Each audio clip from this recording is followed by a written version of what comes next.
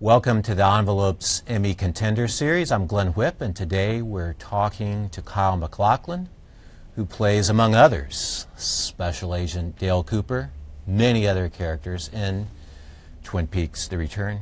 Welcome. Hey, thanks, Glenn. Yeah. Really nice to be here.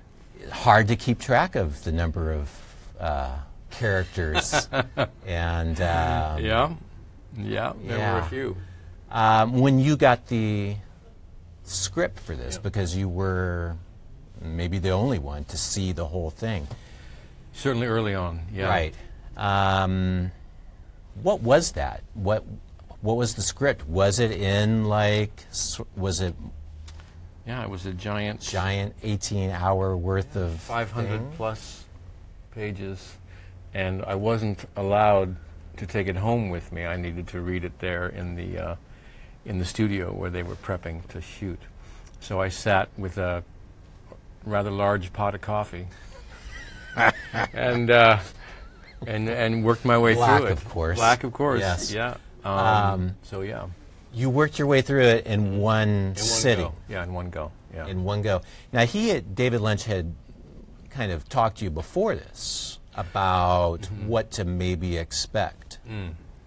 He said there are some things that he needed me to do that were going to be different than the Cooper character, but because it's David, we were speaking about this earlier before we started, he doesn't go into great detail about what that's going to be. So he just said, you'll read it. So that's how I came into the character of both Dougie and Mr. C through the script.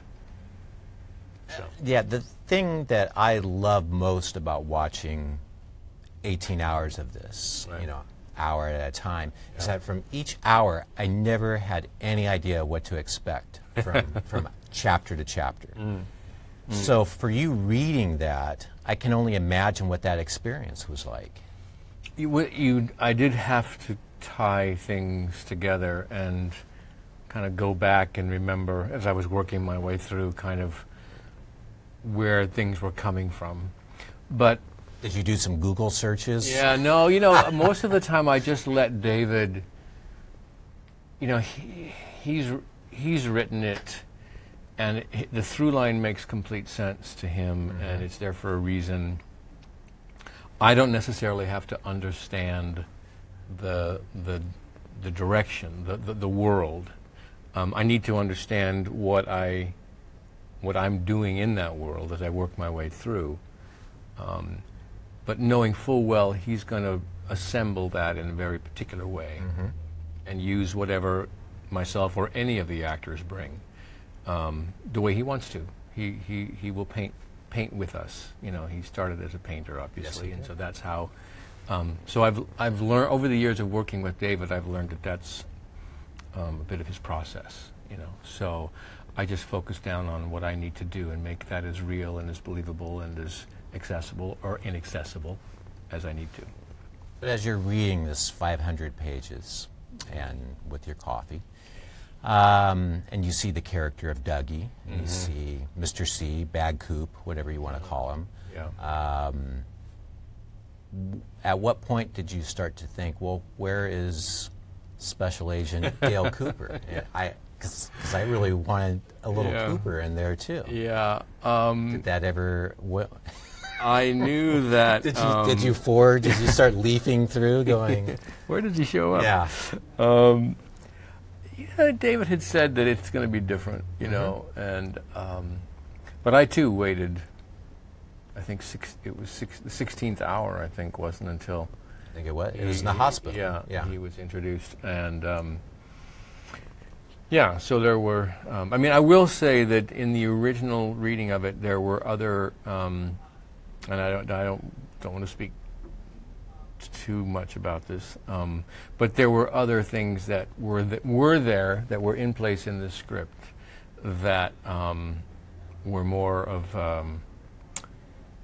Let's just say Cooper was a little more present, but ultimately in the final edit and when it was assembled, I think David felt that it would be better served to happen when it did.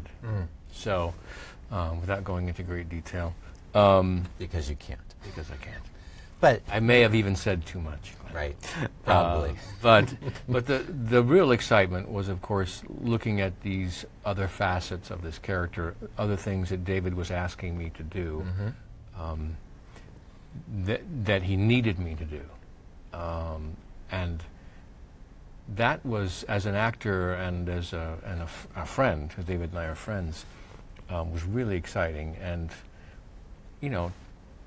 pretty awesome, to have David feel like I was capable of doing what he needed me to do. Because I hadn't really shown that or done that in my career. You had never had a scene where you had an arm wrestling match with a like large, hulking guy, Yes. and that you totally just played with him and dominated the scene. Yes, that was new, let's just say, among many, many others. Funny enough, that scene that you're mentioning, I think, in some ways, was a bit of a turning point for the character of Mr. C, who was a pretty heinous individual. But people said at that scene, in that moment, they started to root for Mr. C. They wanted him to actually win this arm wrestling match, and I'm not going to say he became a beloved character, but I think people were sort of rooting for him to emerge victorious, which was interesting. Well, that's one of the just amazing things about what Lynch is able to do with this series, is that, again, you never know what to expect. So here's this scene, I think it came early in that episode, where it's just like this from a different thing. Right. It's this classic macho arm wrestling. Mr. C has what are we in, elementary school or preschool or something? He has the great line there. And it's this whole thing, like in other episodes, it's the Dougie screwball comedy. That's just brilliant. Yeah. And so much fun to play. You mentioned as an actor what challenges, but he gave you so much to work with. Oh, so much. And he gave me wonderful actors to work with. I mean, Naomi Watts as Janie E. was perfect, really, And every morning when we worked together, we would joke, and she had the lion's share of the dialogue, obviously. Dougie didn't have much. So I would come into the trailer and say, well, did you learn your lines yet? And there she would be fervently, working, trying to get these giant paragraphs of just running thoughts into her brain so she could say them, and Dougie would have a one-word response or a look. Yeah, Dougie's response is like the last thing she said, repeating it. Pretty much. Which I loved. Yeah. I like the work. Yeah, those Dougie scenes. But in a way, I mean, you're still, that's a challenge to make that. Because it's not Dougie. It really is Agent Cooper in there. Yeah. That's no longer Dougie. Yeah. Which made me wonder, like, what was the Naomi Watts character, wonderful woman, what was Janie? Janie E. Yeah. Why did she marry Dougie in the first place? Where did that come from? Good backstory. Well, we see the guy that she fell in love with briefly in, I can't remember which hour it was, early on, before he explodes and turns into a golden BB. A little tiny golden ball.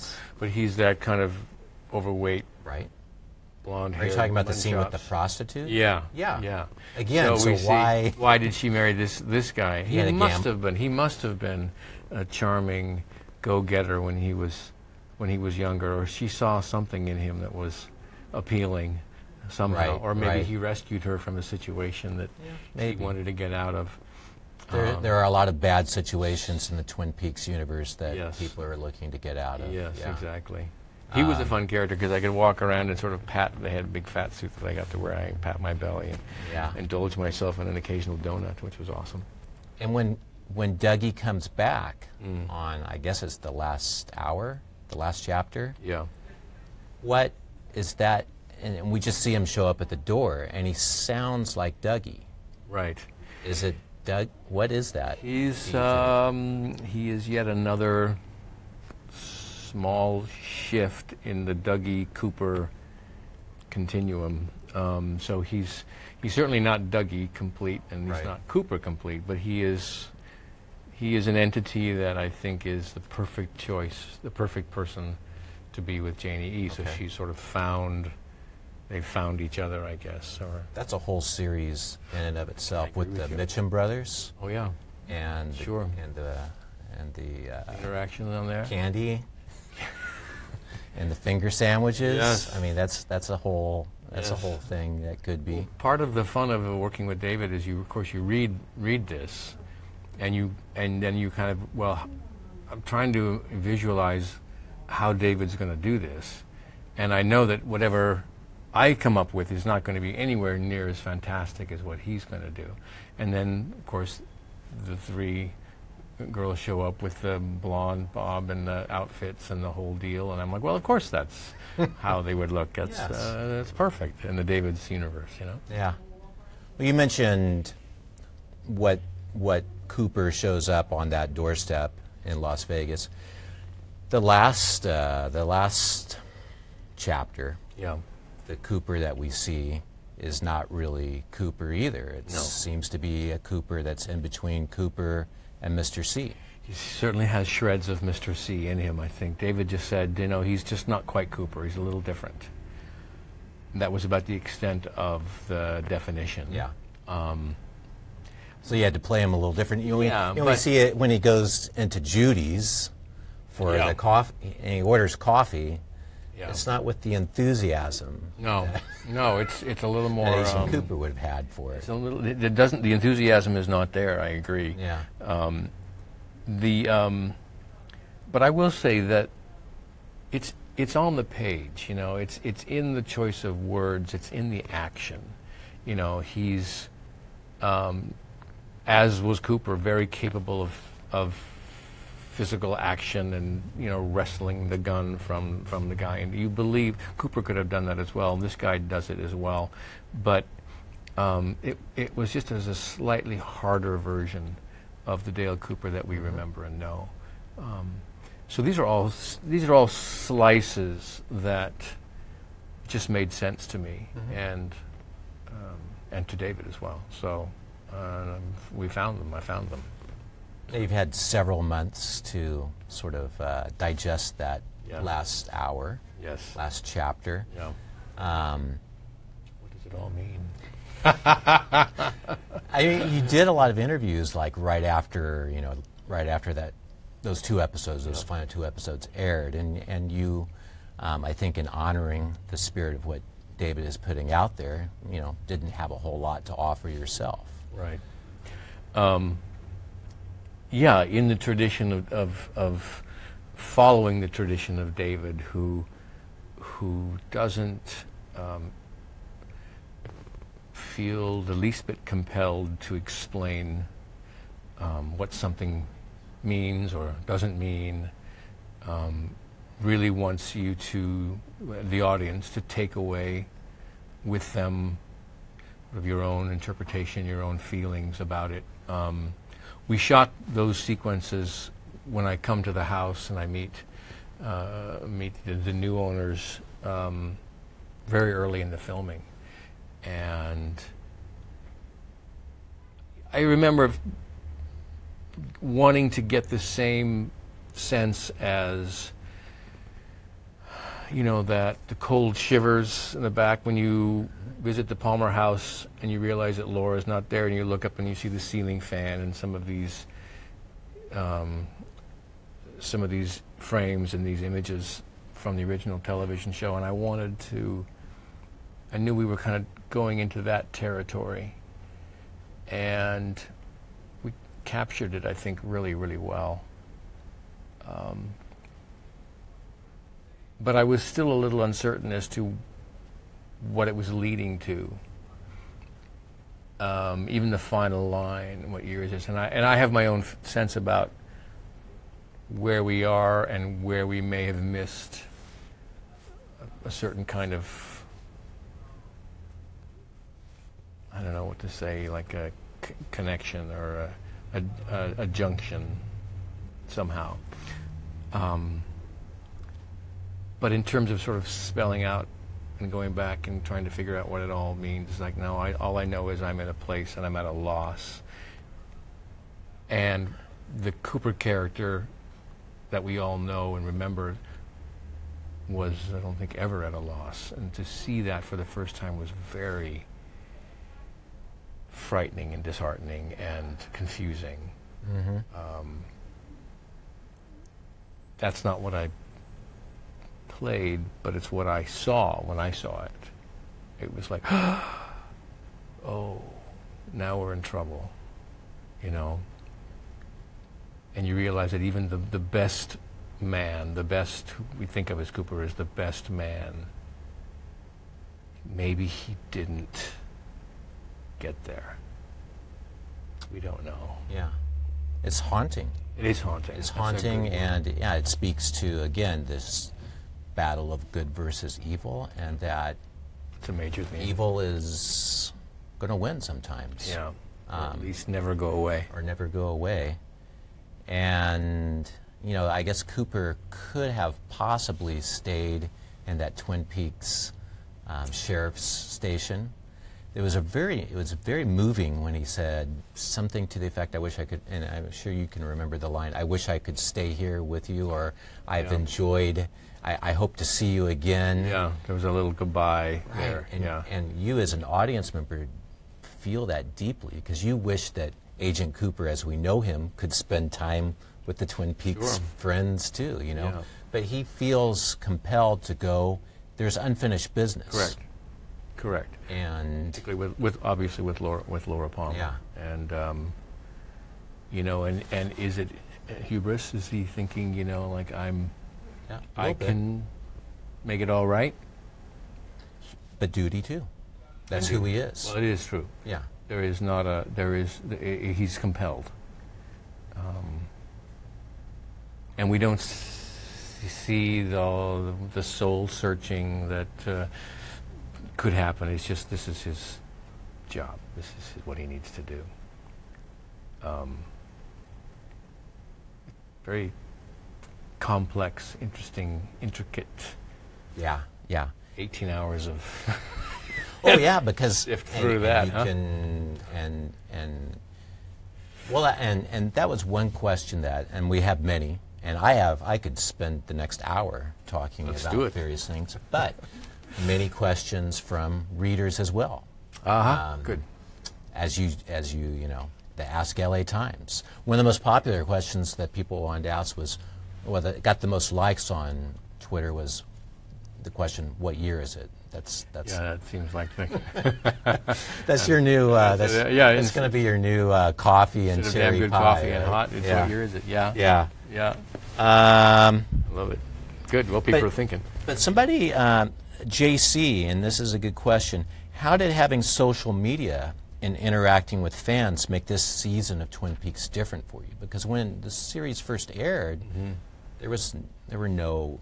You know, nobody was dissecting television and writing about it and really analyzing it and getting to all. I mean, there's so many great sites on Twin Peaks looking at numerology and every detail. Yeah. What's that like? I thought it was fantastic. I think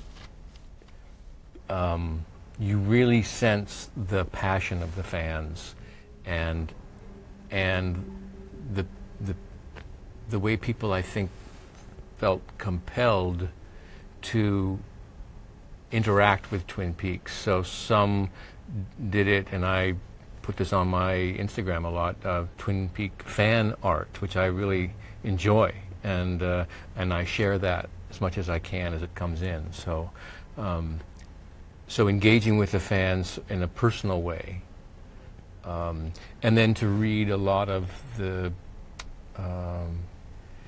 just the conversations, the writings, the musings, the explanations, if you will, of people who are compelled to, you know, want to kind of pull it apart and look at it and examine and try to reconstruct it and have something that they can understand is also interesting, because there's some fantastic theories. There's some fantastic theories, and so many of them, each of them makes sense, you know. Yeah. I mean, there's so many great readings that you can go back and watch the series again and think, well, or? Yeah.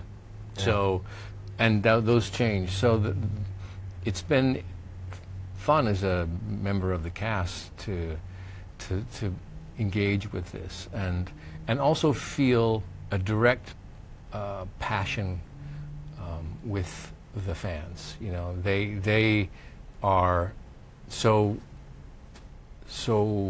open with their enthusiasm, or not. You know, or their frustrations. People miss. Oh, what about this and what about this storyline and that? You know, why didn't we ever find out about Audrey? Right. You know, and so and people are very very passionate about that, and so just to engage in that way is you feel much. I feel more connected with the audience.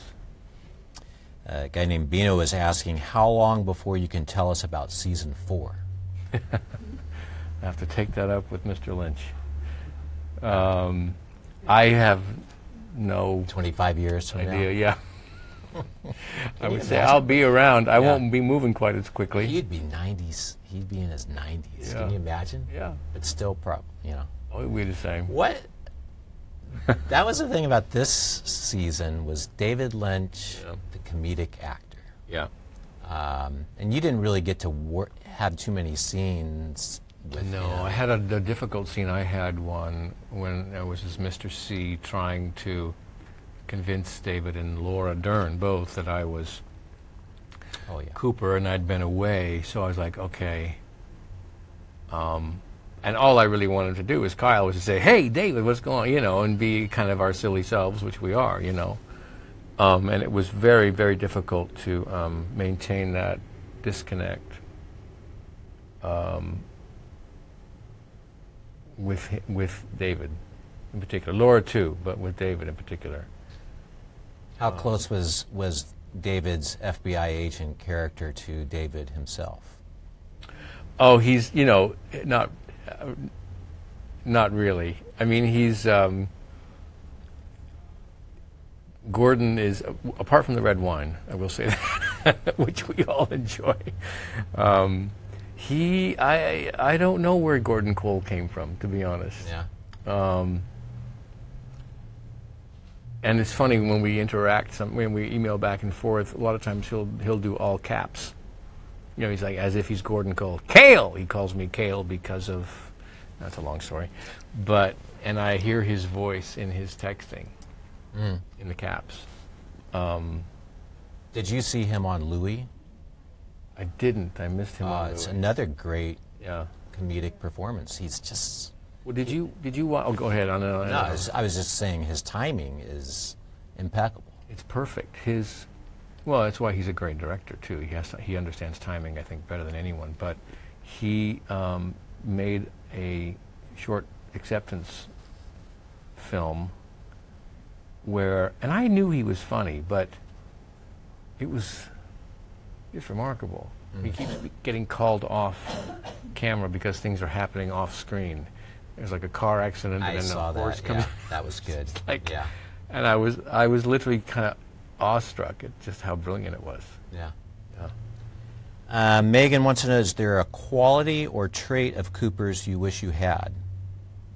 Or are you truly, and she goes on, are you truly one and the same? Yes, we are.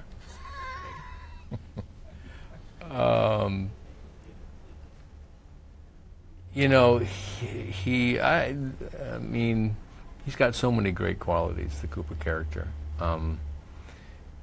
And I think there are definitely similarities. I think they're obviously magnified. You know, his enthusiasm for trees and coffee, and that. I mean, I'm enthusiastic about coffee too. And his devotion and commitment to his job. You know, it's very. I'm very envious of that. You know, he really is.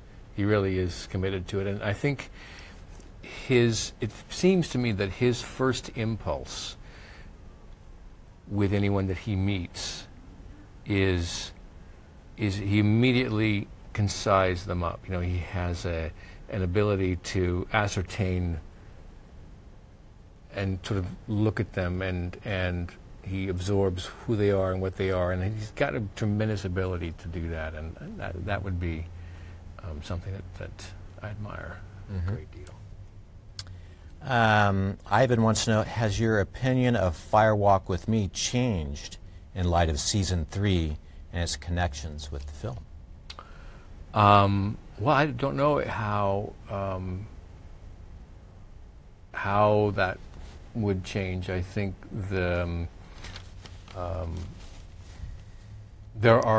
I know that David has said that he, in some ways, I felt like this recent Twin Peaks, it has more in common with Fire Walk with Me, I think, and some of those actors and the relationships and where the story's going, as opposed to the initial one, the initial Twin Peaks television series. But I've always felt it was pretty powerful,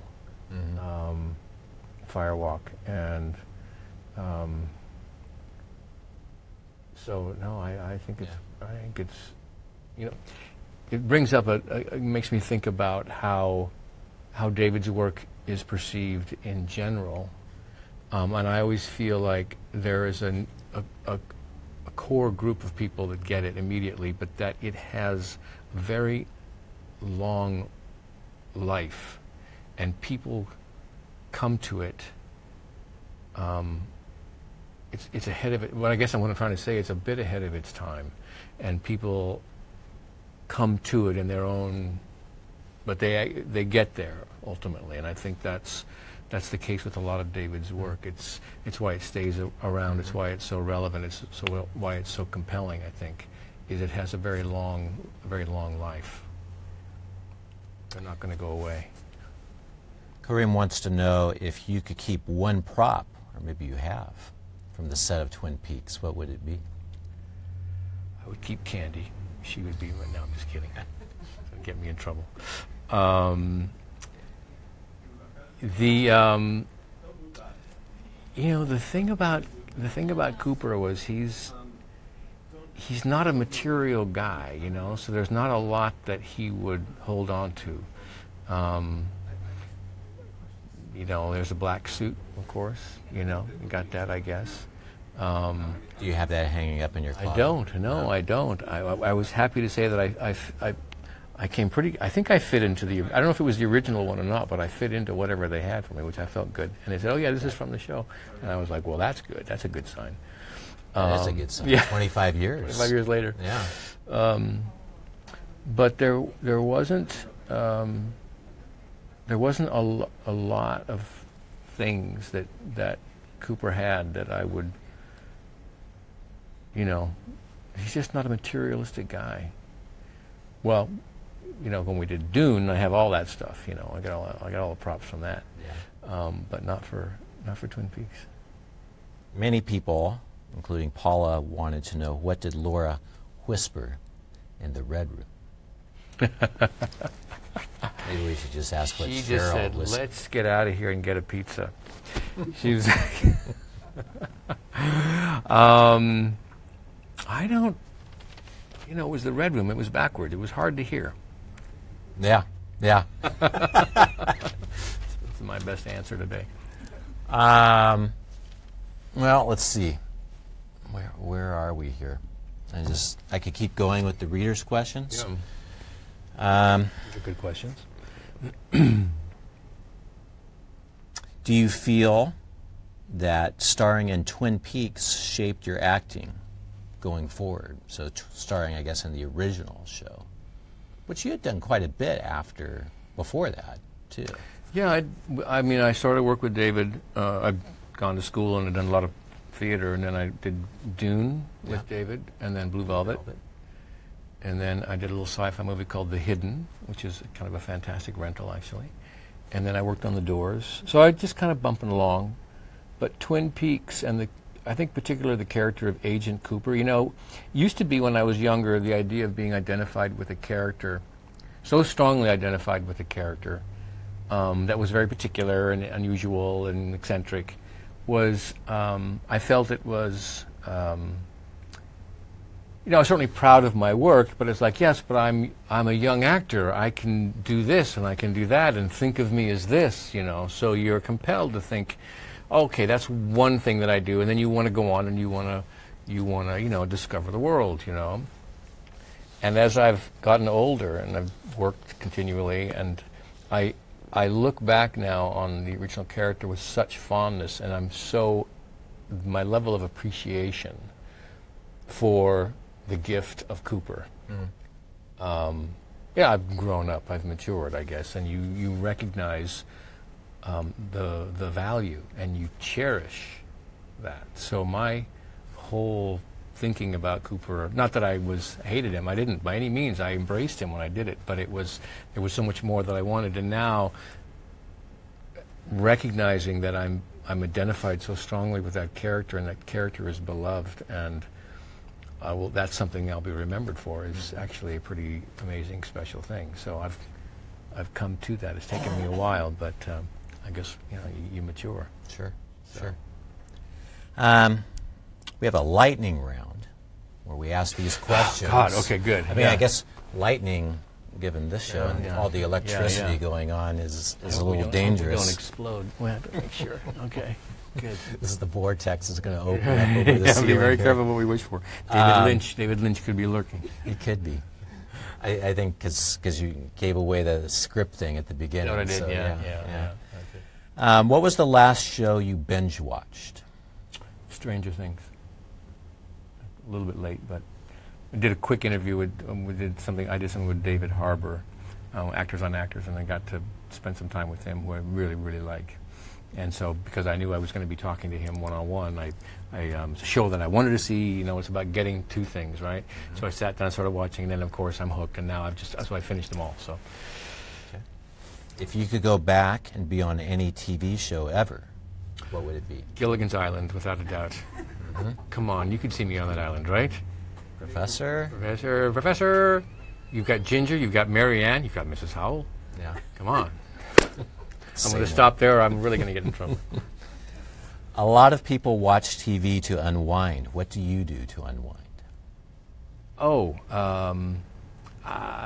Cook. Play golf, although I don't really unwind when I play golf because I'm very intent. But I also watch. I'll sit down and I'll watch. It's a luxury to take time to sit down and watch a program, and at the same time, these are my fellow actors creating extraordinary work, So, but I still feel like it's a luxury to watch. So, and there's so much to watch. So much good stuff. Yeah. What do you know now that you wish you knew on your first acting job? I don't know about this answer, but my job is about the journey, Mm-hmm. So I knew precisely what I needed to know on my first job, which was not that much.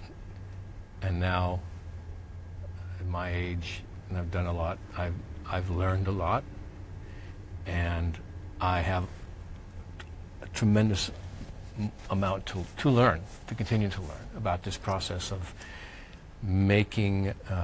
creating a character and bringing them to life and doing the character justice in the arena of filmmaking or television or theater.